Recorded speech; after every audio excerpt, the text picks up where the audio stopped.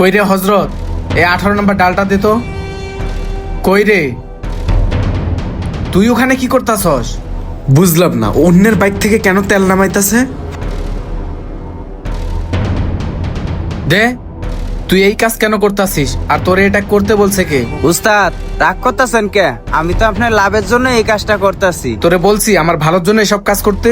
এই কাস্টমার এই প্রথম এই দোকানে আইছে। উস্তাদ টাঙ্কি পুরা ফুল, এই সুযোগটা আমি একটু কাজে লাগাইছি। আমি তোরে বলেছিলাম এসব সুযোগ কাজে লাগাইতে। আমি তোকে যতটুকু কাজ করতে বলছি তুই ততটুকুই কাজ করবি, এর বাইরে তুই কোনো উল্টাপাল্টা কাজ করবি না। যদি এরকম কাজ নেক্সট টাইমে দেখি তাহলে তোকে কিন্তু আমি দোকান থেকে বের করে দিব। উস্তাদ আপনি রাগ করতেছেন কে? আপনি কাজের সময় তো প্লেট পরিষ্কার করেন, ইঞ্জিন পরিষ্কার করেন, একটু একটু পেট্রোল তো লাগেই। আপনার সুবিধার কারণেই আমি একটু পেট্রোল বের করছি, যাতে আপনার কাজ করতে সুবিধা হয়। আরে একটু বের করলে সমস্যা ছিল না, তুই তো পুরো হাফ লিটার বের করে ফেলছস। ভাগ্য ভালো আমি তোরে দেখছি, তাই পুরাটা তুলতে পারস নাই, নয়তো তুই পুরা বোতল ফুল করে ফেলতি। আর আমার তো মনে হচ্ছে এই কাজ আজকে না, তুই প্রায় সময় এই কাজ করিস। হ উস্তাদ, এর আগেও আমি হাফ লিটার তেল বের করছি, বের করে আপনার গাড়িতে ভরে দিছি।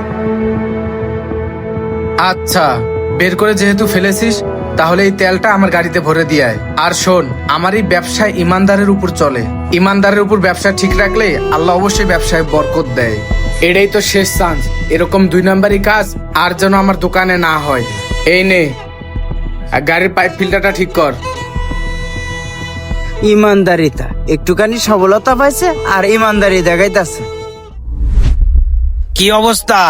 গাড়ির কাজ কাম কদ্দূর? হ্যাঁ ভাই, আপনার গাড়ি একদম ওকে, আপনি একটু চালায় দেখতে পারেন, কোনো সমস্যা নাই। এ হজরত, ভাইরে একটু গাড়িটা স্টার্ট দিয়ে দেখা। দেখছেন ভাই, আগে খুব আওয়াজ হতো, ঘের ঘের করতো, এখন দেখেন একদম ক্লিয়ার।